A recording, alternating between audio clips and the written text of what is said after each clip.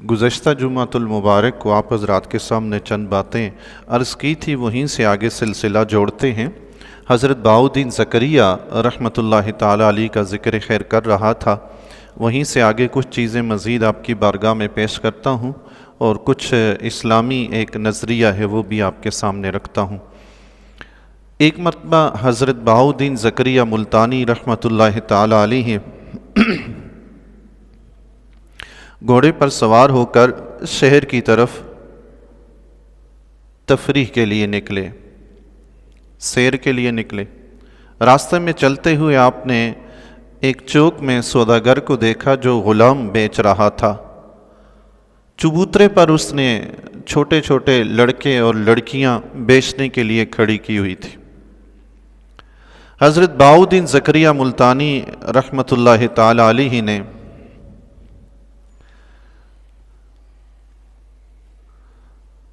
اپنے ایک مرید سے فرمایا، خادم سے فرمایا کہ ان میں سے ایک کنیز خرید لو گھر کے لیے۔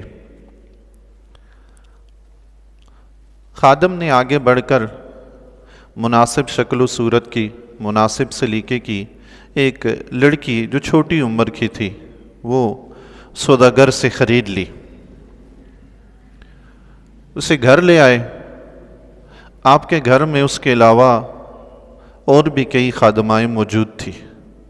حضرت بہاؤالدین زکریا ملتانی رحمۃ اللہ علیہ کا گھر نہیں تھا، محل تھا، آپ محل میں رہتے تھے۔ بظاہر بڑی شاہانہ زندگی بسر کرتے تھے، مگر دل میں دنیا کی رتی برابر بھی محبت نہ تھی، دل اللہ کی محبت سے سرشار تھا۔ یہی وجہ تھی کہ گھر میں سامنے جو بھی مال و دولت تھا، اگرچہ وہ بادشاہوں کی طرح تھا، مگر آپ کی آنکھ میں، آپ کی نگاہ میں اس کی کوئی حیثیت نہیں تھی۔ یہ جو نئی کنیز جو آئی، نئی خادمہ، یہ بھی گھر میں دیگر خادماؤں کے ساتھ رہنے لگی۔ کچھ ہی عرصے میں وقت گزرتا گیا، یہ جوان ہو گئی۔ بڑی بیگم صاحبہ نے دیکھا کہ یہ کافی خوبصورت بھی ہے اور اس میں سلیقہ بھی بہت زیادہ ہے بنسبت دوسریوں کے۔ تو بڑی بیگم صاحبہ کے دل میں بار بار یہ خیال آتا تھا کہ ہو سکتا ہے کہ حضرت آپ نے کسی بیٹے کے لیے خرید کے لائے ہوں، کہ کسی بیٹے سے نکاح کر دیں گے۔ تو ایک دن خلوت گاہ میں حضرت بہاؤالدین زکریا ملتانی رحمۃ اللہ تعالی علیہ سے بڑی بیگم صاحبہ نے عرض کی کہ حضور کنیز جوان ہو گئی ہے، کیا آپ اپنے کسی بیٹے کے لیے اسے لائے ہیں؟ تو آپ ایک دم سنجیدہ ہوئے اور پوچھا کیا واقعی وہ جوان ہو گئی ہے؟ تو بڑی بیگم صاحبہ نے فرمایا کہ ہاں وہ جوان ہو چکی ہے۔ آپ رحمۃ اللہ تعالی علیہ نے فرمایا اچھا ایسا کرنا کہ آج دوپہر کا کھانا اسی کے ہاتھ میرے پاس بھیج دینا۔ دوپہر کا وقت تھا، جب کھانے کا وقت ہوا، بڑی بیگم صاحبہ نے اس نئی کنیز کو بلایا، کھانے کا ایک طبق، ایک تھال روٹین کے مطابق پیش کیا اور اسے حکم دیا۔ وہ پہلی مرتبہ آپ کی بارگاہ میں کھانا لے کر آ رہی تھی۔ حکم دیا کہ یہ حضرت بہاؤالدین زکریا ملتانی رحمۃ اللہ علیہ کی بارگاہ میں کھانے کے لیے لے کر جاؤ۔ وہ کنیز انتہائی ادب و احترام کے ساتھ، بڑے سلیقے کے ساتھ کھانا اٹھا کر، انتہائی سلیقے کے ساتھ، ادب و احترام کے ساتھ چلتی ہوئی حضرت بہاؤالدین زکریا ملتانی رحمۃ اللہ علیہ کے کمرے میں آئی۔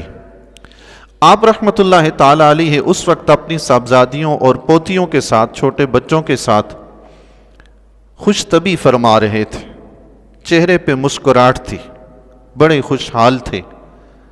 کنیز اندر آئی تو وہ کھانا لے کر وہیں کھڑی ہو گئی۔ آپ رحمۃ اللہ تعالی علیہ نے جب اس خادمہ کی طرف، نئی کنیز کی طرف دیکھا تو ایک دم سنجیدہ ہو گئے، اور وہ چہرے کی مسکراہٹ جو تھی، وہ جو چہرے کی بشاشت تھی، وہ ایک دم ختم ہو گئی، ایک دم سنجیدہ ہو گئے۔ اور پھر دوبارہ نگاہ اٹھا کر اسی کنیز کو دیکھا تو دیکھتے ہی زاروں قطار رونے لگے، آنکھوں سے آنسو ٹپکنے لگے۔ صاحبزادیوں نے جب یہ حال دیکھا تو بڑی پریشان ہوئی، والدہ صاحبہ کی بارگاہ میں ذکر کیا کہ حضرت صاحب کا یہ حال ہے۔ وہ بھی دوڑتی ہوئی آئیں کہ کیا ماجرا ہے، پوچھوں تو صحیح۔ جب آئی تو دیکھا آنکھوں سے آنسوؤں کی لڑی بہہ رہی ہے، داڑھی اور چہرہ آنسوؤں سے تر ہے، زاروں قطار رو رہے ہیں بہاؤالدین زکریہ ملتانی رحمۃ اللہ علیہ۔ بڑی بیگم صاحبہ نے آ کر پوچھا حضرت کیا ہوا، کیا ماجرا ہے؟ آپ رحمۃ اللہ تعالی علیہ نے فرمایا کیا یہ میری بدقسمتی نہیں ہے کہ ایک کنیز زکریا کے گھر میں پلے پوسے اور جوان ہو اور وہ جہنم کا ایندھن بن جائے؟ کیا یہ میری بدقسمتی نہیں ہے؟ اللہ اکبر۔ بڑی بیگم صاحبہ نے فرمایا جب آپ نے اس کا حال دیکھ ہی لیا ہے تو آپ زمانے کے غوث ہیں، آپ اللہ کی بارگاہ میں دعا کر دیں، اللہ تعالیٰ اسے جنتی لوگوں میں بنا دے۔ سبحان اللہ۔ حضرت زکریا ملتانی رحمۃ اللہ علیہ نے جب اس کنیز کو دیکھا تو عالم کشف کے ذریعے آپ پہ یہ عیاں ہو گیا تھا کہ یہ کنیز دوزخ میں جانے والی ہے، اسی سبب سے آپ رو رہے تھے خوف خدا سے۔ تو بڑی بیگم صاحبہ نے عرض کیا حضور آپ اس زمانے کے غوث ہیں، آپ اللہ کی بارگاہ میں دعا فرمائیں، اللہ تعالیٰ اس کو جنتی لوگوں میں شامل فرما دیں۔ حضرت بہاؤالدین زکریا ملتانی رحمۃ اللہ علیہ نے فرمایا فقراء کا کام اللہ کی مشیت میں دخل دینا نہیں ہے۔ تم دیکھتی نہیں کہ حضرت نوح علیہ السلام نے اپنے بیٹے کے لیے دعا کی تھی تو اللہ تعالیٰ نے کیا جواب ارشاد فرمایا تھا؟ اتنے میں باہر سے کوئی کنیز آئی۔ اچھا جب حضرت زکریا ملتانی رحمۃ اللہ تعالی علیہ نے بڑی بیگم صاحبہ کے سامنے یہ فرمایا کہ وہ کنیز جو زکریا کے گھر میں پلے پوسے جوان ہو اور وہ جہنم کا ایندھن بن جائے تو یہ میری بدقسمتی نہیں ہے، کنیز نے جب سنا کہ حضرت میرے بارے میں فرما رہے ہیں وہ انتری خوف زدہ ہوئی کہ اس کے ہاتھ سے وہ کھانے کا طبق تھال گر گیا اور وہ گر کر بے ہوش ہوگی۔ خادمائیں اسے اٹھا کر لے گئی۔ حضرت زکریا ملتانی رحمۃ اللہ تعالی بہاؤالدین زکریا ملتانی رحمۃ اللہ علیہ کی گفت و شنید جو بیگم صاحبہ کے ساتھ ہوئی، اتنے میں ایک خادمہ تشریف لائی، عرض کرنے لگی حضور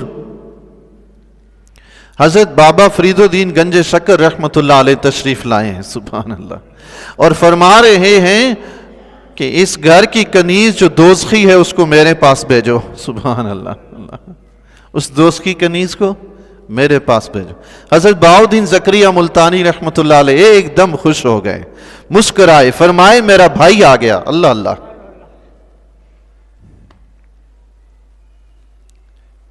ایک دوسرے کو بھائی کہا کرتے تھے، سبحان اللہ۔ حضرت لال شہباز قلندر رحمۃ اللہ علیہ، جلال الدین بخاری رحمۃ اللہ علیہ، جلال الدین تبریزی رحمۃ اللہ علیہ، اور حضرت بابا فرید الدین گنج شکر رحمۃ اللہ علیہ، حضرت بہاؤالدین زکریا ملتانی رحمۃ اللہ علیہ، یہ چاروں اکثر بسا اوقات سیر و سیاحت میں اکٹھے نکلتے تھے۔ علماء کرام انہیں چار یار کہا کرتے تھے۔ اللہ اکبر۔ ایک دوسرے سے خط و کتابت کا سلسلہ بھی تھا، محبت بھی تھی۔ تو جب بابا فرید الدین گنج شکر رحمۃ اللہ علیہ تشریف لائے تو بہاؤالدین زکریا ملتانی رحمۃ اللہ علیہ نے فرمایا میرا بھائی آ گیا ہے، جلدی کرو کنیز کو ان کے پاس لے جاؤ۔ سبحان، اب کام ہو جائے گا انشاءاللہ۔ سبحان اللہ۔ حضرت بہاؤالدین زکریا ملتانی رحمۃ اللہ علیہ کا طریقہ یہ تھا کہ آپ حتی الامکان کرامت وغیرہ دکھانے سے پرہیز فرمایا کرتے تھے، یہ دکھاتے ہی نہیں تھے، الا یہ کہ بامر مجبوری کوئی چیز خود ظاہر ہوگی یا اللہ کا کوئی خاص حکم ہوا تو ظاہر کر دیا، ورنہ آپ کبھی بھی کرامت کا اظہار نہیں فرماتے تھے، ہمیشہ رب کے سامنے سر بسجود ہیں۔ جو رب کی رضا وہی بہاؤالدین زکریا ملتانی کی رضا، بس عرض بھی نہیں کرتے کہ مولا یوں بدل دے۔ اللہ اکبر۔ جب بابا فرید الدین گنج شکر رحمۃ اللہ علیہ تشریف لائے تو فرمایا فوراً اس کو جلدی سے لے کے جاؤ کنیز کو۔ وہ کنیز اٹھائی، حضرت بابا فرید الدین گنج شکر رحمۃ اللہ علیہ کی بارگاہ میں پیش کی۔ آپ نے اسی کنیز سے فرمایا پانی بھر کے لاؤ۔ وہ گئی، ایک کوزہ پانی کا بھر کے لائی۔ آپ نے اپنے ہاتھ آگے بڑھائے، اس کنیز نے ہاتھوں پہ پانی ڈالا، وہ سارا کوزہ پانی کا ہاتھوں پہ ہی سارا بہا دیا۔ آپ نے فرمایا اور بھر کے لاؤ۔ وہ دوبارہ بھر کے لائی اور بابا فرید الدین گنج شکر رحمۃ اللہ علیہ نے دوبارہ فرمایا ہاتھوں پہ بہاؤ۔ وہ دوبارہ بھی کوزہ سارے کا سارا ہاتھ پہ بہا دیا۔ तीसरी मरतबा फिर फरमाया जाओ पानी का कूजा भर के लाओ। वो तीसरी मरतबा फिर भर के लाई। आप रहमतुल्लाह ताला अलैह ने उस तीसरी मरतबा जो पानी लाया था उससे वुज़ू फरमाया, और वुज़ू फरमाने के बाद उसका नीज से फरमाया तुम्हें मुबारक हो, अल्लाह ने तुम्हें दोज़ख से आज़ाद कर दिया है। सुभान अल्लाह। अल्लाह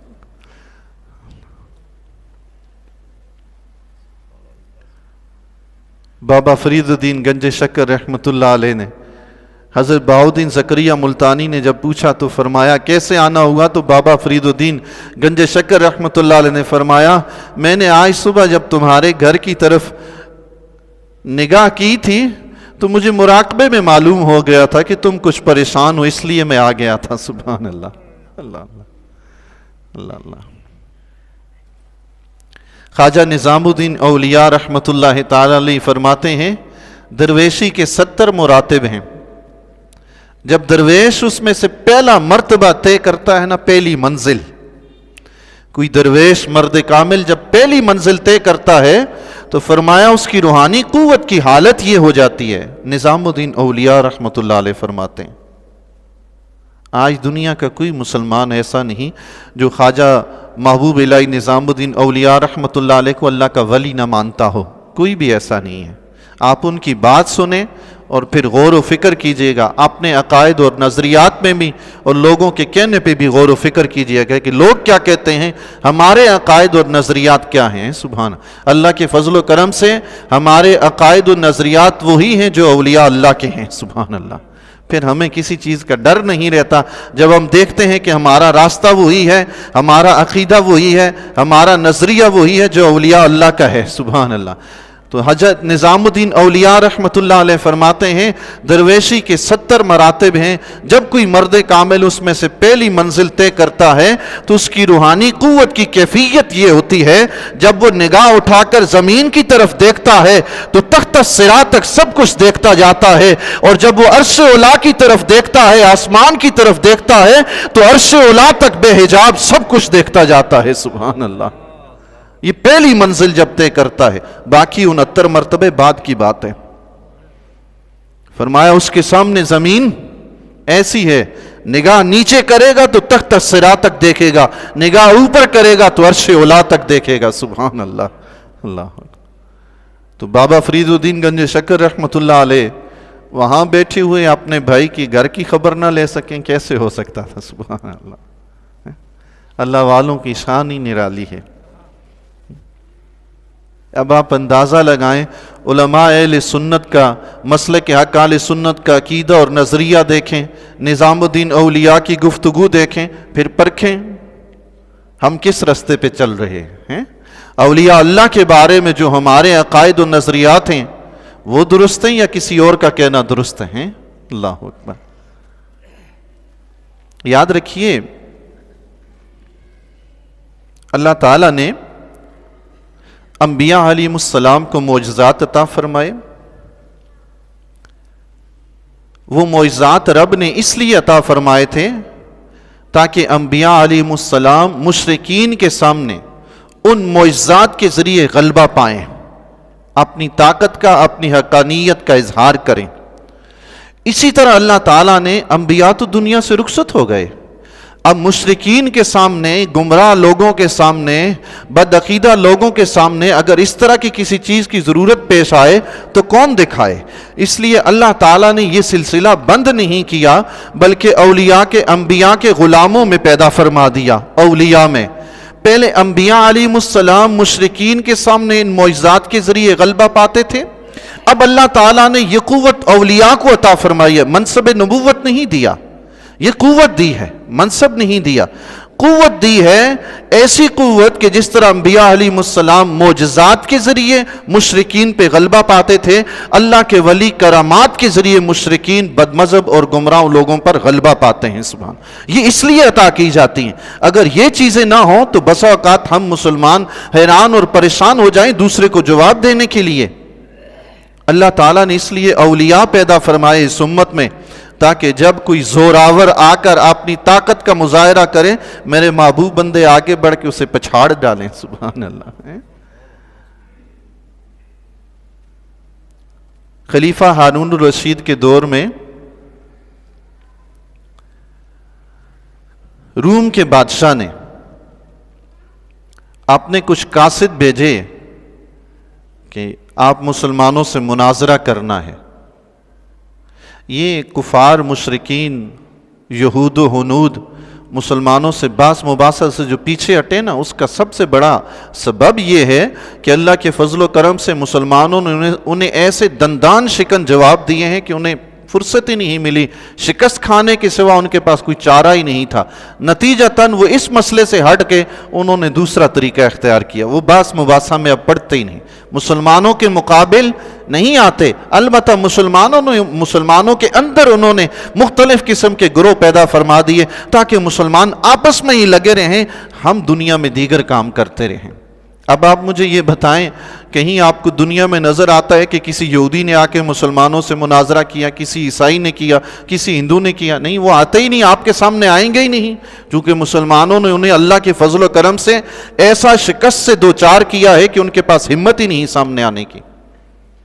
ہارون الرشید کے دور میں روم کے بادشاہ نے اپنے کچھ قاصد بھیجے مناظرہ کرنے کے لیے، مسلمانوں سے باس مباحثہ کرنے کے لیے۔ تو خلیفہ ہارون الرشید نے حضرت امام شافعی رحمۃ اللہ علیہ کو بلایا اور آپ سے فرمایا کہ حضرت میں چاہتا ہوں کہ آپ ان سے مناظرہ کریں۔ حضرت امام شافعی رحمۃ اللہ تعالی علیہ نے فرمایا، دیکھیں جنہیں ہم امام مانتے ہیں ان کا مقام کیا ہے، آپ دیکھیں تو صحیح۔ آج کل کا ایک بندہ، آپ یقین جانیں، آج کل کے بڑے بڑے مفتیان علماء کرام کو آپ لے آئیں، ان سے صرف اسلامی کتابوں کے نام پوچھیں، نام، کسی کو ساری کتابوں کے نام بھی نہیں پتا، چہ جائے کہ ساری حدیثیں پتا ہوں، چہ جائے کہ ساری تفسیر کا مطالعہ ہو، کتابوں کے نام ہی نہیں آتے۔ تو جب بندہ اس کتاب تک پہنچا ہی نہیں تو پڑھے گا کیا؟ اس کو نام کا ہی نہیں پتا تو پڑھے گا کیا؟ آج صبح مطالعہ کرتے ہوئے 2 ایسی تفسیر کا نام پڑھا جو زندگی میں پہلی بار پڑھا، نام ہی پہلی دفعہ پڑھا۔ تو ہم ان لوگوں کا مقابلہ کریں گے کہ نہیں ان کی بات قرآن و حدیث کے خلاف ہے، جو میں کہہ رہا ہوں یہ سچ ہے؟ خدا کے بندے کوئی شرم و حیا ہوتی ہے؟ ان اللہ کے ولیوں نے، ان اللہ کے محبوب بندوں نے جو دین کا کام کیا ہے وہ خالصتاً اللہ کی رضا کے لیے تھا، دنیا ان کے پیش نظر تھی نہیں۔ ہم ان کی اطاعت نہ کریں تو تمہاری بات ماننی شروع کر دیں، جو آج تم اٹھے ہو 2 4 کتابچیاں پڑھ کے لوگوں کو گمراہ کرنے لگ گئے۔ حضرت امام شافعی رحمۃ اللہ علیہ کو بلا کے بادشاہ نے کہا، حضرت یہ عیسائی روم سے آئے ہیں مناظرہ کرنے کے لیے، میں چاہتا ہوں کہ آپ ان سے مناظرہ کریں۔ امام شافعی رحمۃ اللہ علیہ نے فرمایا، ٹھیک ہے، مناظرہ ہوگا، لیکن کل ہوگا اور دریائے دجلہ کے کنارے پہ ہوگا، یہاں نہیں ہوگا۔ مناظرہ کہاں ہوگا؟ دریائے دجلہ کے کنارے پہ ہوگا۔ بادشاہ نے کہا ٹھیک ہے۔ دوسرے دن بادشاہ نے دربار دریائے دجلہ کے کنارے پہ لگا دیا۔ روم کے بادشاہ کے وہ قاصد جو مناظرہ کرنے کے لیے آئے تھے، باس مباحثہ کرنے کے لیے، وہ بھی آ گئے۔ تخت لگ گیا، بادشاہ ہارون الرشید خلیفہ بیٹھ گیا، دربار سج گیا، سب لوگ حاضر ہیں، وہ روم کے قاصد بھی حاضر ہیں۔ اتنے میں حضرت امام شافعی رحمۃ اللہ تعالی علیہ، وہ مرد کلندر،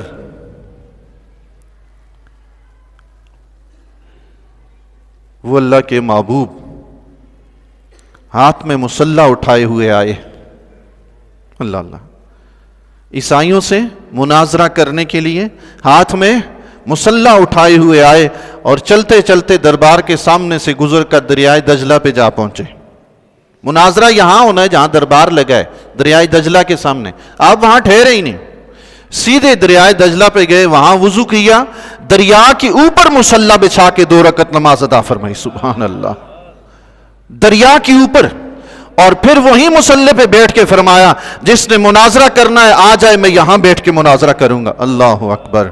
وہ آئے ہوئے عیسائی قاصد وہیں شستر اور حیران رہ گئے۔ انہوں نے وہیں سے کہا، حضرت ہمیں معاف کر دیجئے، ہم جانتے ہیں کہ آپ سچے ہیں۔ انہوں نے اسی وقت کلمہ پڑھا اور مسلمان ہو گئے۔ سبحان اللہ۔ اس لیے رب اپنے ولیوں کے ہاتھوں سے کرامت ظاہر کرتا ہے تاکہ اہل باطل کو رب کی قدرت دکھائی جائے۔ اللہ اکبر۔ یہ کرامت کا جو مقصد ہے وہ یہ ہے۔ امام شافعی رحمۃ اللہ علیہ جانتے تھے یہ باس مباحثہ ان سے ایک دن نہیں کئی دن گزر جائیں گے، انہوں نے ماننا ہی نہیں ہے، انہیں رب کی قدرت دکھائی جائے۔ اسلام کی حقانیت دکھائی جائے. آپ نے 2 رکعت نماز دریا کے اوپر پڑھ کے دکھائی, وہ کلمہ پڑھ کے مسلمان ہو گئے. روم کے بادشاہ کو جب پتہ چلا, اس نے کہا شکر ہے یہ مناظرہ میں نے یہاں پہ نہیں رکھا, ورنہ یہاں تو سارے رومی مسلمان ہو جاتے ہیں. اللہ اکبر.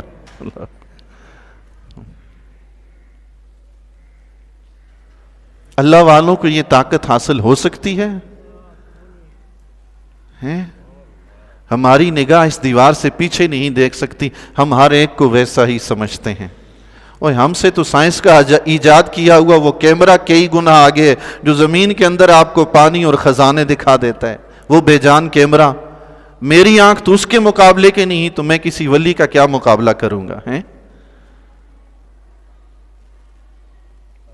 یہ یاد رکھیے, اولیاء کی کرامات حق ہیں, اسلام کا عقیدہ اور نظریہ ہے, قرآن اور حدیث سے ثابت ہے, اور یہ اسلام کی ضرورت بھی ہے. جیسے میں نے ابھی ایک مناظرے کا ذکر کیا, امام شافعی رحمۃ اللہ علیہ نے صرف کرامت دکھا کے لوگوں کو اسلام کی دعوت دی, وہ ایمان قبول کر لیا انہوں نے. سبحان اللہ. رب کائنات قرآن کریم میں ارشاد فرماتا ہے, حضرت مریم رضی اللہ تعالیٰ عنہا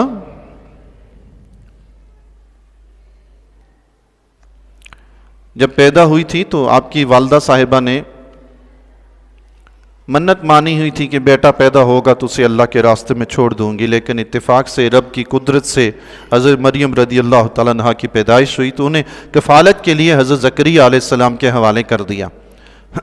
حضرت زکریا علیہ السلام نے حضرت مریم رضی اللہ تعالیٰ عنہا کے لیے بیت المقدس کے پاس ہی ایک کمرہ بنوایا, وہی مسجد کے اندر ہی ایک کمرہ بنوایا, اور اس کا دروازہ اتنا اونچا رکھ دیا کہ سیڑھی لگائے بغیر وہاں پہ اندر جایا نہیں جا سکتا تھا. کمرے کا دروازہ اتنا بلا, جیسے آج دیکھ لیں خانہ کعبہ کا دروازہ ہے, سیڑھی کے بغیر اندر کوئی نہیں جا سکتا. ایسے ہی حضرت مریم رضی اللہ تعالیٰ عنہا کے لیے جو حجرہ کمرہ بنایا گیا تھا وہ بھی ایسا ہی بلند تھا, اندر کوئی نہیں جا سکتا تھا. صرف حضرت زکریا علیہ السلام اندر جاتے تھے, کھانا پانی وغیرہ پیش فرمایا کرتے تھے.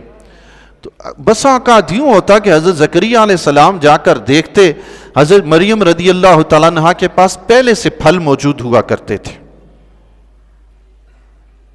رب کائنات ارشاد فرماتا ہے, کلما دخل علیہا زکریا المحراب, جب زکریا ان کے کمرے میں ان کے پاس جاتے, وجد عندہا رزقا, اس کے پاس رزق پاتے. وہ جنتی پھل ہوا کرتے تھے جو حضرت مریم رضی اللہ تعالیٰ عنہ کے پاس ہوتے تھے.